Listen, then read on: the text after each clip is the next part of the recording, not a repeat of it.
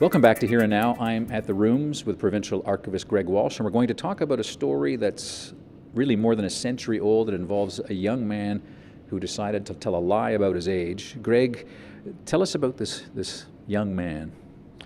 Well, what we know about him largely comes from his personnel file that we have here, which every soldier who enlisted would have attested, would have signed up, given his basic information about where he was from, his parents' names. We have a complete file for his name, Private John Lambert, known as Jack, affectionately to the family. He grew up on Cuckold's Cove Road, not far from here. 16 when he enlisted, 17 by the time he was killed, unfortunately. No known grave for, 101 years.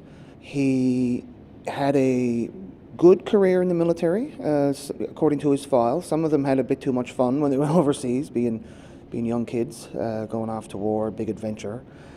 But Lambert, stellar performance, earned 2 medals, posthumously, of course, and he was missing. He was listed at Beaumont Hamel, not having died at Beaumont Hamel, but he was listed among the missing people with no known graves. But were there any clues in the remains at all? Were there any badges or anything? Yeah, I haven't seen them. I've seen pictures of them. My understanding is a shoulder flash with NFLD, which was, of course, was part of the standard uniform, was found. I don't know what else was found, but judging from that, they were able to extract mitochondrial DNA.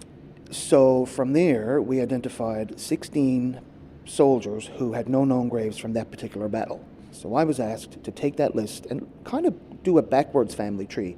Take a name from 102 years ago and find modern day living descendants that could be contacted to hopefully provide DNA samples for comparison. So who was that descendant?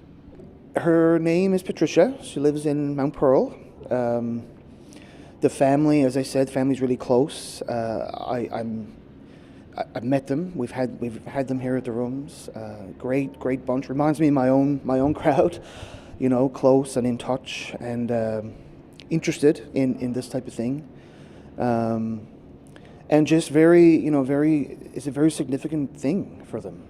They never forgot. I didn't have anyone in my family who served with the regiment, so I sort of live vicariously a little bit through them. So what was that moment like when you were informed, Greg, we know who it is?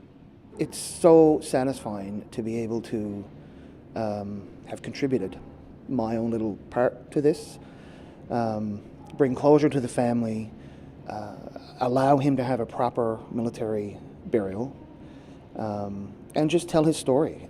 So as a result of all this, and I know the pandemic, of course, got in the way of everything and delayed everything, you will be part of an entourage going to Europe in the next couple of weeks. Can you tell me about that? Yeah, it's very exciting. I've never been to any of the sort of Trail of the Caribou areas in France or Belgium. Never been to Beaumont Hamel, never seen any of the caribous or anything like that, but of course having worked here since the Rooms opened, it's a huge part of what we've been trying to commemorate and preserve. It's totally surreal for me. I don't know what to expect. I've been told by people who've been there before, in the footsteps of the regiment, so to speak, and of course Beaumont Hamel. Prepare yourself for an emotional experience. Given the extraordinary story of the identification of this 16-year-old fellow, a century later, is there going to be a special place for him or some way to remember him here at the Rooms? Yeah, we hope so. And we've already had discussions with the family to really, I guess, earmark a space or a case or two or a section of the current exhibit we're standing in to him and to the story of how we helped find him, bring some closure. I've seen some of the records that the family still has, photographs, of course, and he deserves a spot here among his comrades, so to speak. And Private John Lambert from Cuckold's Cove will be laid to rest at the New Irish Farm Cemetery in Belgium on Thursday, June 30th.